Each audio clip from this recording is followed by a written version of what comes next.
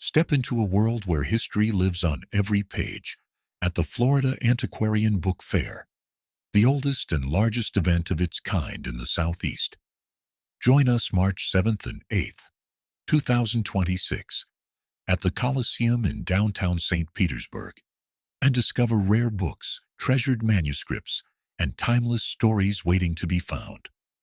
Visit FloridaAntiquarianBookFair.com for details and follow us on Facebook, Instagram, and YouTube for exclusive updates. Florida Antiquarian Book Fair. Let freedom read.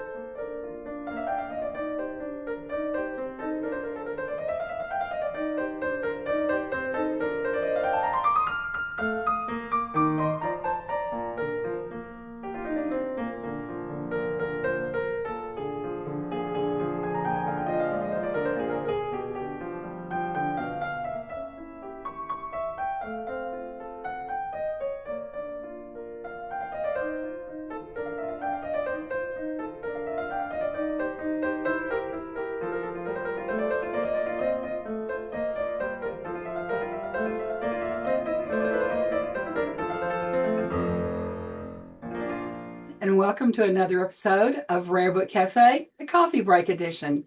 I'm Linn with the Ridge Books in Calhoun, Georgia, and joining me as usual is my co-host Richard Mori of Mori Rare Books in Nashua, New Hampshire. Well, good evening, Lee. Good evening, Richard. You are sporting a new my new clothing tonight. my new look tonight. That's nice. I was gifted this wonderful tie.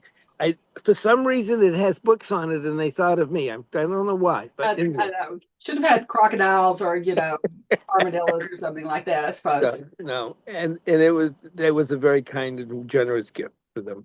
And you can see my van is behind me. It's dark. It's at 7:30 at night. We probably don't need to tell everybody that, but and I'm at Renninger's in Florida in the middle of a field. And fortunately, my neighbor has enough lighting on that I have some lighting to work by here. Well, we work under all kinds of conditions on Rare Book Cafe, and we really do. And we're delighted to have as our special guest tonight, Matt Whalon from Lakeland, Florida. And we'll be talking some about what Matt's bringing to the Florida Book Fair in a couple of weeks, where Richard and I will be exhibiting as well. Welcome to the show, Matt. We're delighted to have you. Tell us a little bit about your business. Yes, thank you for having me. It's a real pleasure to be here. I have Whalon Books. That's the name of my bookshop. I don't actually have a physical bookstore. I do sell online and also at shows. And I've been involved with the fair for several years now.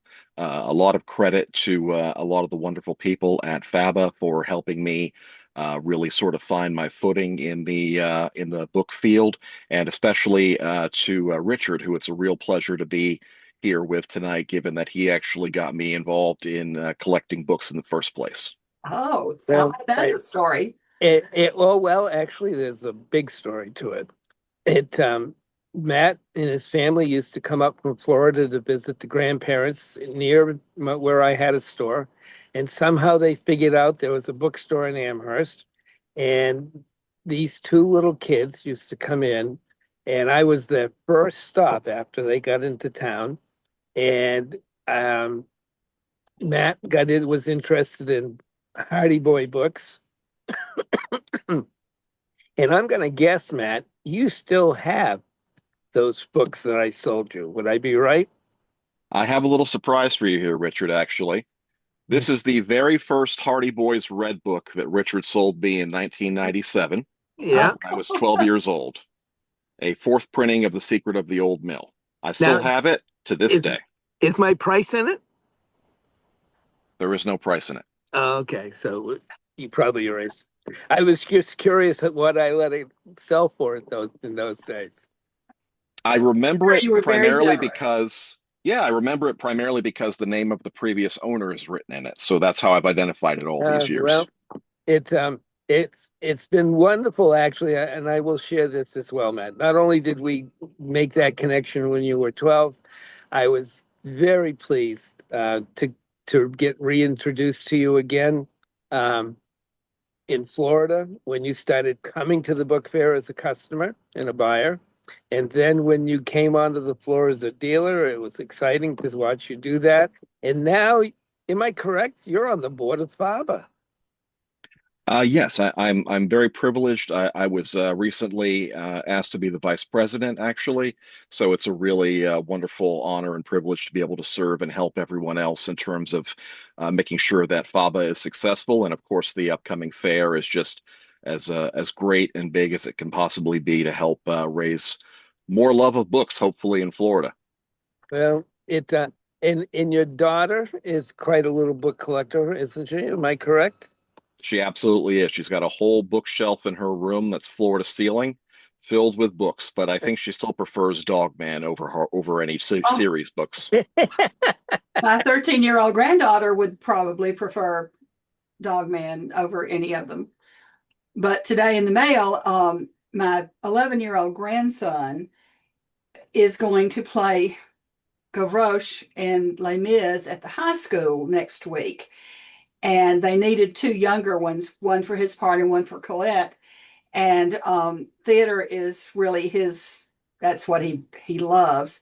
So I ordered him a nice copy of Les Mis and a graphic copy of Les Mis. Oh, wonderful. So I know which one he'll be reading.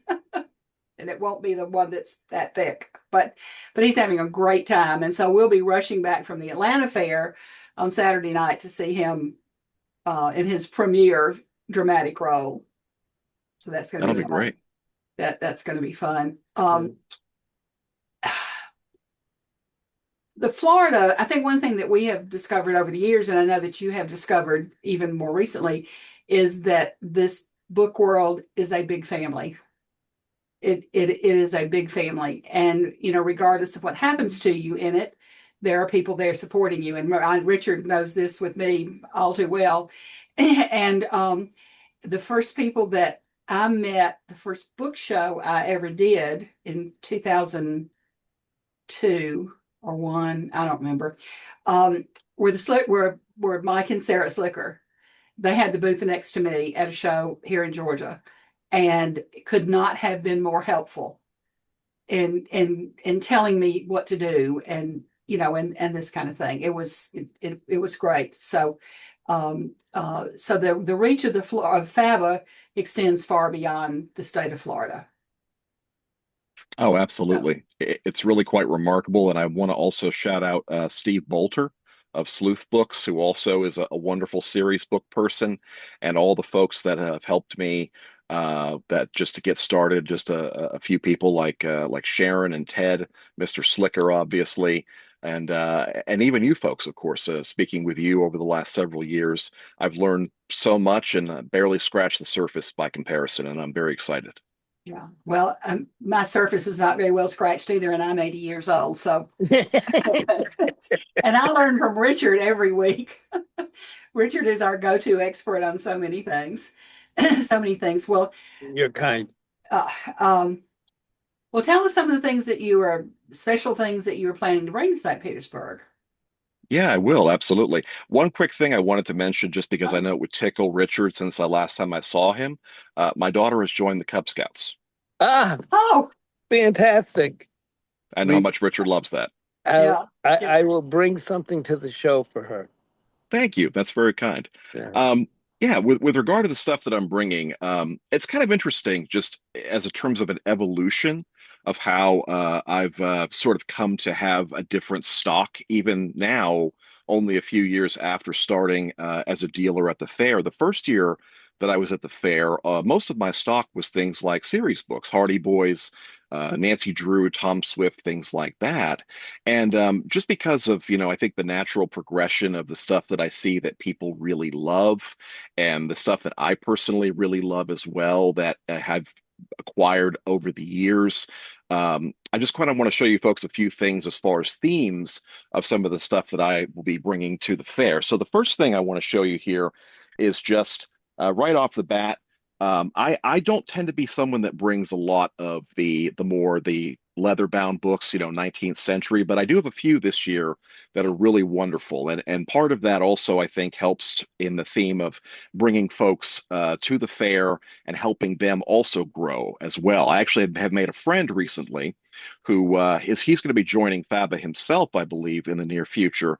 And he actually tipped me off to a wonderful place locally here where we actually both found some wonderful finds. So one of the things I'll be bringing this year is actually this true first printing of David Copperfield by Charles Dickens. Oh. Found in an antique mall here in Florida. So really a wonderful book here.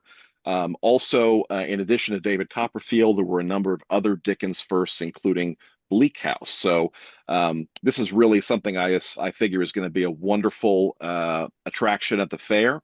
And that's the first thing I'll show you there. From the same source, a lot of other really interesting things. Just one in particular that I think is really fascinating because as someone who really loves history, especially the stuff in history that is not as well known, this book is actually quite interesting. It is a 1794 printing of a book that was actually written by a fellow who was sort of a pioneer before Lewis and Clark. He actually explored a good portion of what is now the Midwest. His name was Captain Jonathan Carver. And for a long time, this fellow was actually considered to be sort of the most prominent American explorer of the late 18th century until Lewis and Clark obviously well outstripped him in terms of the stuff that he was where they were exploring. Turned my lights off. Oh, no. Well, I actually have a plan B, believe it or not. A flashlight. So, but go ahead. Okay. The other things that I personally really love are I've always actually been a huge fan of Stephen King. And just in general, a lot of the other stuff that sort of goes along with that. Fantasy, role playing, things like Dungeons and Dragons have always been a big hit for me at the fair, even just in the last few years. So, a few things that I've held back here for the fair this year that I thought would be really popular and very eye-catching at both this show and also some of the other collectibles shows that I do. I have original Dungeons and Dragons basic set, the red box as it's commonly known, and also the expert rules set, the blue box. And these are both very lovely. They're in really quite remarkable condition. The booklets inside are virtually pristine. So I'm very happy to show those at the fair this year, and I expect that they will be very popular. By the same token, I have a half a box of D&D stuff myself. I'd love to see it sometime. It'd probably be right up my alley. Well, it'll be at the fair. Awesome. Yeah, it's been surprisingly popular, especially with a lot of the younger folks that come to the fair that come by. They point to it and they see it and they play D&D themselves like I do, and it's really quite wonderful to be able to talk to folks about that and help them establish the connection with the older stuff. And we'll be watching for you playing in the aisles, with some of your customers. Maybe at the tables where they serve the donuts. Maybe so. That would be great. Yeah. Just a couple of other things real quick here to show you that I thought would be fun. Couple of quick hits here. I actually sold a copy of The Old Man at the Sea to a customer last year. It might have been a dealer, I forget. Either way, I have another first printing of The Old Man at the Sea for sale this year. I have, as I mentioned, a lot of Stephen King. Most are more on the normal and less fancy side.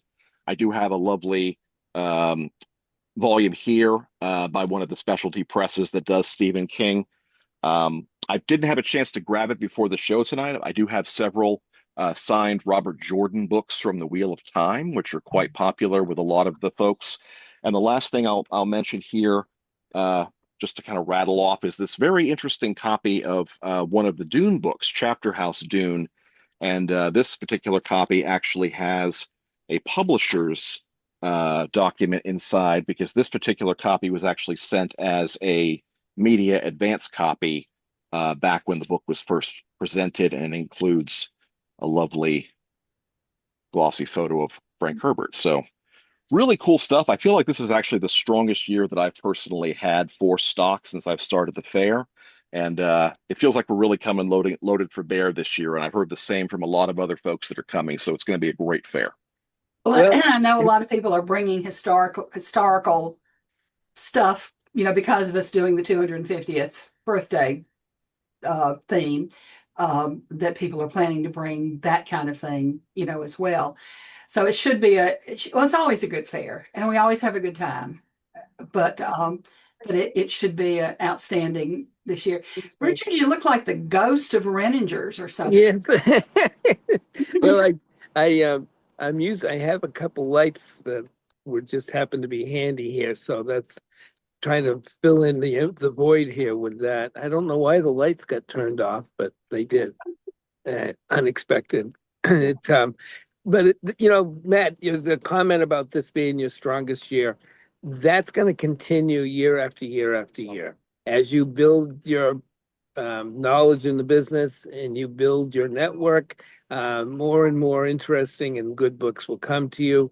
And each year it's just going to keep growing. So this is exciting. I'm glad you feel this is the best inventory you're bringing, but don't be surprised if next year's better. That's phenomenal. I hope you're right. That'll be really exciting. I am right. Am I right, Lee? I think so. Usually and are. like you were saying that your emphasis had changed over the years from what you started. Ours did too, dramatically. And I think back to some of the first things that we took to a show in 2002 are very different from what I'll be taking to Atlanta next week and then to St. Petersburg, in 2 weeks. So yeah, Richard and I are going to have a couple of busy 2 weeks, which Richard stays busy, but I don't. We will. Yeah. I've got a 6-hour ride up and a 6-hour ride back. Yeah. Yeah. Well, I'll just have an hour and a half ride down and but then an 8-hour ride down to St. Pete on Thursday. So it's funny you say that. There are some bookstores locally that we go to, but just because we're on the I-4 corridor, it can take 3 hours to go what normally would take an hour to go. So yeah, last year, even coming down 75, we made several stops and got down to St. Petersburg in time to hit really bad traffic. Oh, and lanes were closed going on 275, across the bay. Yeah. Oh gosh, it was awful. It was awful.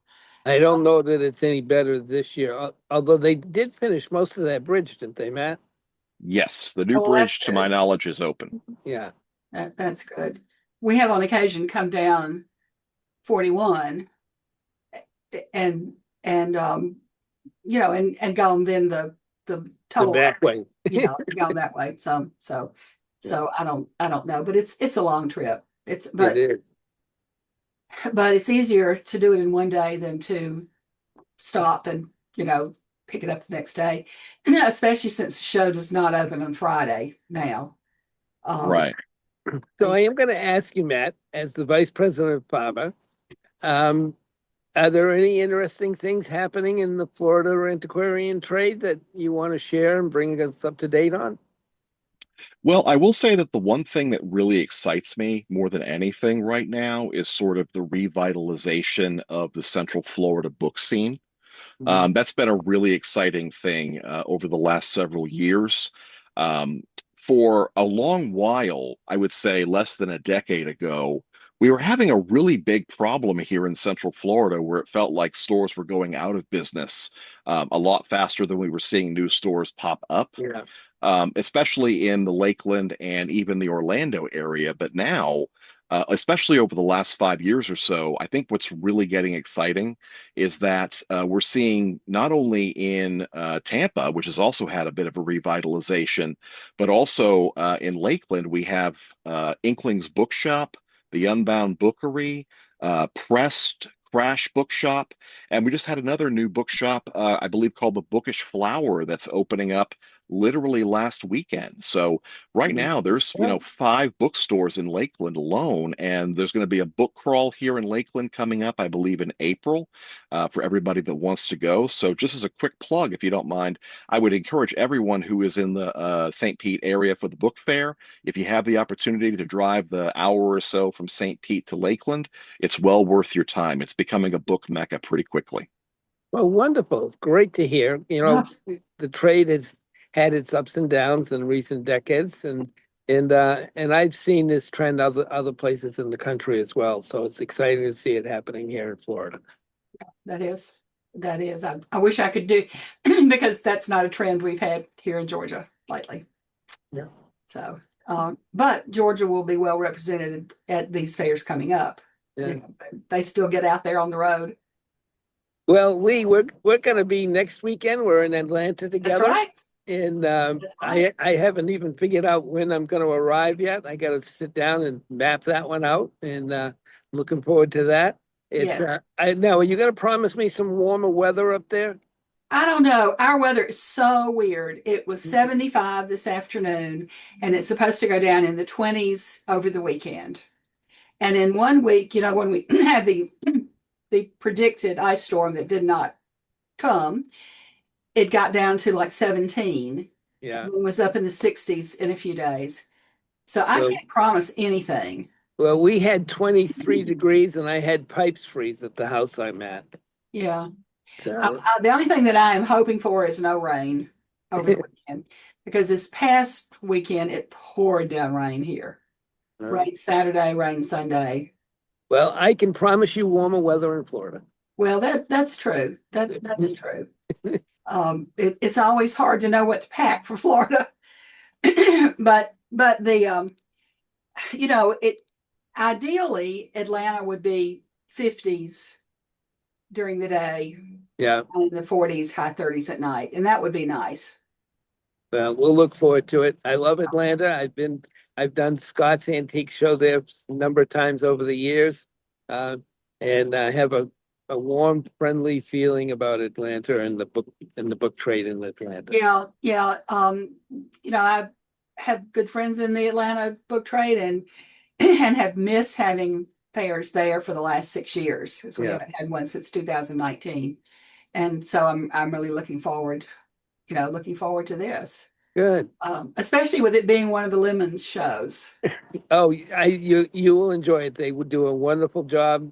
Eve and Edward are wonderful people, and they're very attentive to details, and they're very good at bringing in a crowd. I have great expectations for them. Edward said that they had 30 librarians and curators and university people committed to Friday night already. Well, that's wonderful. And I had checked with them about a couple of names, and they said, "Oh yeah, they're already on the list." Yeah. So I think that bodes well, for Friday night. Yeah. And Matt, we're going to look forward to seeing you the week after, and I know that even though we're at a 2-day show now in Florida, it'll be a fun time, and the floor's looking good, I heard, and we'll be there. We'll be there. It's going to be wonderful. Looking forward to it very much. Looking forward to seeing you both there. Okay. Thanks again for being with us. We're brought to you through the Florida Antiquarian Book Fair, which we've been talking about. Hope you'll join us on YouTube, Facebook, Instagram, and as a audio podcast. So if you want to hear us, you can find us. And did you say YouTube? I didn't hear that. Yeah, I think I said YouTube. I think you may have. Yeah. But anyway, so join us next time, and we'll look forward to seeing you again. And again, thank you for being with us, Matt. And Richard, I'll see you in a week or so. See you there. Okay. Bye-bye, everyone. Keep reading.